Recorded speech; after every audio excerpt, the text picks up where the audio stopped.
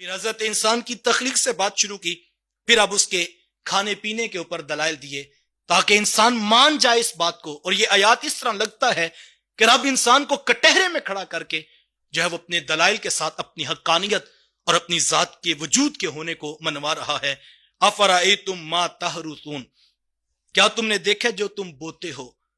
اانتم تزرعونہ ام نحن الزارعون، جو تم بوتے ہو اس کو تم اگاتے ہو یا ہم اگاتے ہیں؟ انسان گیا جب اور اس نے جا کر بیج لیا اور جا کر کھیت میں ڈال دیا، اس کے اوپر کھاد بھی ڈالی، پانی بھی دیا، سہاگا بھی پھیرا، سب کچھ اس نے کیا. اب یہ حضرت انسان جا کر سو گیا. ایک بیج کو ایک کومپل کا روپ، اور اس نازک کومپل کے اندر اتنی طاقت کہ جو زمین کا سینہ پھاڑ کے باہر آ گئی. کہا تم تو صرف بیج ڈال کے چلے گئے تھے، انتم تزرعونہ، آؤ نا میدان میں کھڑے ہو، کیا تم نے اس کو اگایا؟ تم تو بیج پھینک کے چلے گئے تھے، اور جب تم 2 ماہ تک آئے اور تم نے دیکھا ابھی تک بیج باہر نہیں آ رہا، بیج باہر نہیں آ رہا، جب آیا باہر تو تمہاری خوشی کی انتہا نہ رہی. تم نے تو صرف دیکھ کر خوشی کا جو ہے وہ ایک لمحہ جو ہے وہ اس سے لطف اندوز ہونا چاہا. کہا کیا تم نے اس کو اگایا ہے؟ کہا نہیں، آج تو سائنس کی نگاہیں اس امر کو دیکھ چکی ہیں کہ کیسے ایک بیج ڈالا جاتا ہے. اور سائنسدان یہ کہتے ہیں، ہمارے بایولوجی والے یہ کہتے ہیں، ہمارے ایگریکلچر والے یہ کہتے ہیں کہ جیسے ایک بیج زمین کی کوکھ میں رکھا جاتا ہے تو اس بیج کے اندر سب سے پہلے 2 شاخیں نکلتی ہیں، اور اس کو پانی ملتا ہے، حرارت ملتی ہے، ٹمپریچر ملتا ہے، اور اس کو غذا ملتی ہے، تو پھر وہ بیج پھٹتا ہے. تو اس سے 2 شاخیں نکلتی ہیں، ایک کو شوٹ کہا جاتا ہے اور دوسری کو روٹ کہا جاتا ہے. شوٹ وہ شاخ ہے جو اوپر کی طرف جاتی ہے، اور روٹ وہ جڑ ہے جو نیچے کی طرف جاتی ہے. سائنسدان یہ کہتے ہیں، ہمارے ایگریکلچر والے یہ کہتے ہیں کہ جو روٹ نیچے جا رہی ہے یہ اس لیے نیچے جا رہی ہے کہ زمین کی کشش ثقل ہے اور یہ نیچے جا رہی ہے، اور یہ زمین کے اندر پھیلے گی اور اپنے ضروری غذائی اجناس کو حاصل کرے گی، اور اپنے نیوٹرینٹس لینے کے بعد وہ اوپر والی شاخ کو جو ہے وہ حوصلہ دے گی، اور اس تک وہ ٹریول کرتے ہوئے جب نیچے سے پانی اوپر کی طرف جائے گا. یقیناً یہ آج سائنس نے دیکھ لیا، لیکن سوال تو پھر بھی باقی ہے. ایک ہی بیج ہے، اس سے نکلنے والی 2 کومپلیں ہیں، ایک کو نیچے کا حکم کس نے دیا، ایک کو اوپر جانے کا حکم کس نے دیا ہے؟ انتم تزرعونہ ام نحن الزارعون، کیا تم نے اگایا یا ہم نے اگایا ہے؟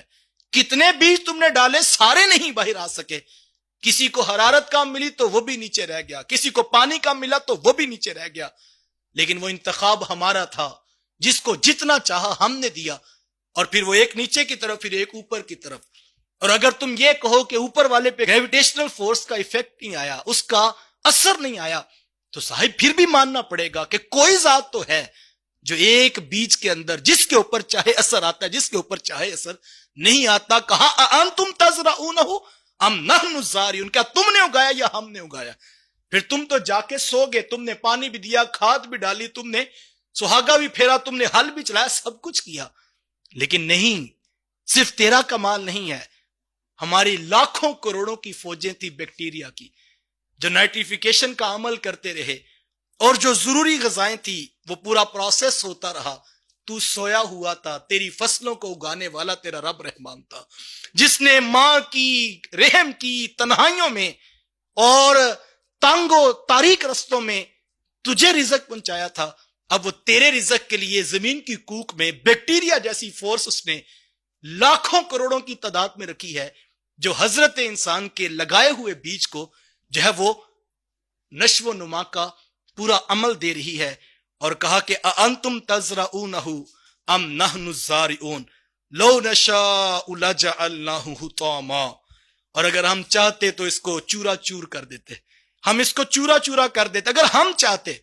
تو کیا کر سکتا؟ تو جا کے، اور یہ فصل ایک ایسی چیز ہے، میں اکثر یہ کہتا ہوں کہ یہ آسمان کے نیچے کھلی پڑی ہے اور یہ رب کی قدرت پر ہی منحصر ہے. یہ ہمارے یہاں پچھلے دنوں بارش ہوئی تو کسان کا دل ڈولنے لگا کہ 2-4 اور زوردار بارشیں ہوئی تو یہ میں اٹھا بھی نہیں سکوں گا. لو نشاء لجعلناہ حطاما، کہا اگر ہم اس کو چورا چورا کر دے تو کیا کر سکے گا؟ تیرا تو یہی رویہ ہوگا، فضلتم تفکہون، انا لمغرمون، تو کہے گا میں قرضئی ہو گیا ہوں، میں نے جو لگایا تھا وہ بھی ضائع ہو گیا، میرے اوپر تو قرضہ آ گیا، تو کہے گا میں تو بد نصیب ہوں، تو افسوس کرے گا، اس کے علاوہ تو کچھ نہیں کر سکتا۔ بل نحن محرومون، تو کہے گا محرومون، تو کہے گا ہم تو ہیں ہی بد نصیب۔ کہا کون ہے جو رزق دیتا ہے، کون ہے جو تیری کھیتیوں کو پروان چڑھاتا ہے؟